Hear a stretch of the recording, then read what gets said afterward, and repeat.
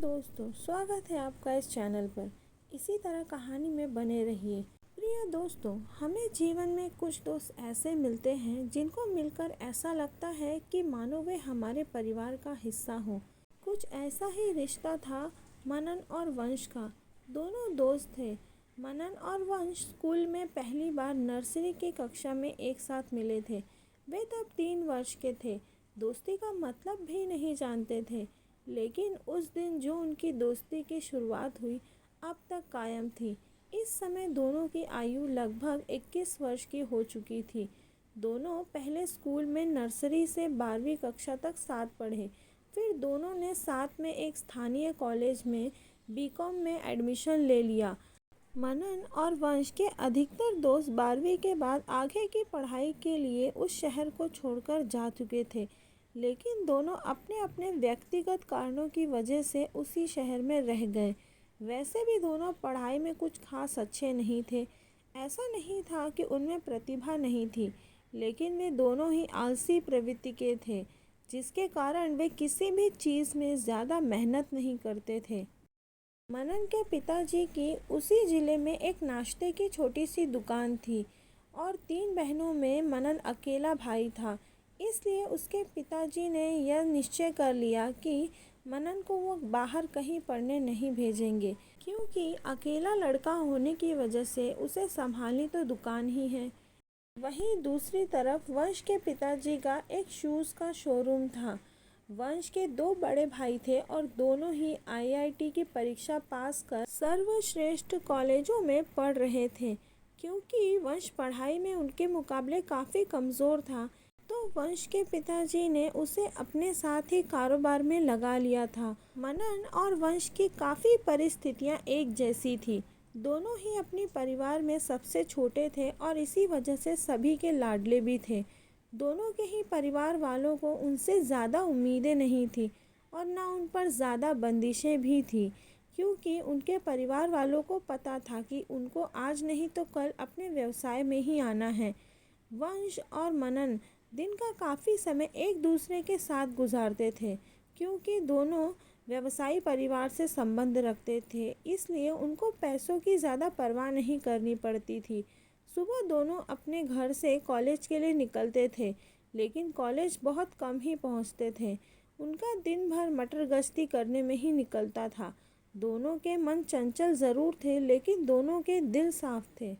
उस रात जब रोहन सान्या की लाश को जंगल में दफना रहा था, वो दोनों भी उस वक्त वहीं मौजूद थे। दरअसल जब भी उनका बियर पीने का मन होता था तो वह दोनों शहर के बाहर जंगलों की तरफ जाते थे, क्योंकि वह जगह सुनसान थी। उस रात को भी दोनों बियर पीने जंगल में गए हुए थे। उनका कार्यक्रम लगभग पूरा ही हो गया था और दोनों काफ़ी नशे में थे और बस वहाँ से निकलने ही वाले थे कि उन्होंने दूर से किसी गाड़ी के आने की आवाज़ सुनी। उस रात चांद काफ़ी कम था, इसलिए अंधेरा बहुत ज़्यादा था। मनन और वंश को लगा कि शायद पुलिस की गाड़ी है, इसलिए उन्होंने अपनी बाइक को एक झाड़ी के पीछे छुपा दिया और खुद भी छिप गए। फिर वहीं से उन्होंने रोहन को लाश को गड्ढे में दफनाते हुए देखा। उस वक्त वे दोनों बहुत ज़्यादा नशे में थे और डरे हुए भी थे, इसलिए रोहन के वहाँ से जाते ही वे दोनों भी वहाँ से तुरंत निकल गए और बिना एक दूसरे से बात किए ही दोनों अपने अपने घर चले गए और जाते ही सो गए।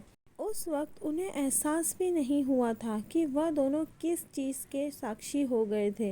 अगले दिन सुबह मनन के पास वंश का फ़ोन आता है।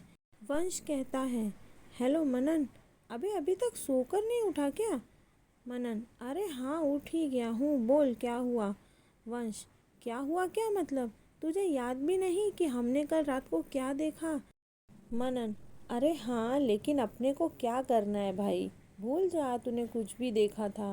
वंश, मेरी बात सुन, तू जल्दी से 10 मिनट में तैयार हो जा, मैं आ रहा हूँ तुझे लेने, फिर बात करते हैं। मनन और वंश दोनों थे तो दोस्त, पर मनन वंश से काफ़ी समझदार था। एक बार वंश को सनक सवार हुई कि अपना यूट्यूब चैनल खोला जाए। उसने जब अपना यह आइडिया मनन को बताया तो मनन ने साफ इनकार कर दिया।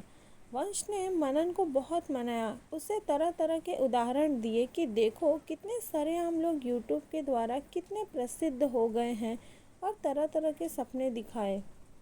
खैर किसी भी तरह मनन मान गया। उन लोगों ने तरह तरह के वीडियो बनाए, कुछ में उनके दोस्तों ने भी साथ दिया, लेकिन 100-200 लोगों के अलावा वे वीडियो और कोई नहीं देखे। फिर उन दोनों ने कुछ समय बाद हार मान ली और उसके बारे में भूल गए। वंश और मनन चाय की टपरी पर बैठे हुए हैं और उनके हाथ में चाय का कप है। मनन कहता है, भाई बस एक बार मेरी बात मान ले और भूल जा कि हमने कल कुछ देखा था। वंश, भाई तू बहुत बड़ा पागल है। भगवान ने हमें कितना बड़ा मौका दिया है और तू इसे बर्बाद कर देना चाहता है। मनन, क्या बक रहा है तू? वंश कहता है, देख कल रात को जो भी हमने देखा, हम उसकी इन्वेस्टिगेशन करते हैं और उसका वीडियो बनाकर अपने यूट्यूब चैनल पर डालते हैं। भाई तू सोच कर देख, हम कितने फेमस हो जाएंगे। हम इस क्राइम को एक्सपोज करेंगे। मनन वंश के यह शब्द सुनकर दंग रह जाता है और चाय की चुस्की लेते हुए उसकी तरफ गौर से देखता रहता है। तो दोस्तों बने रहिए मेरे साथ इस कहानी में।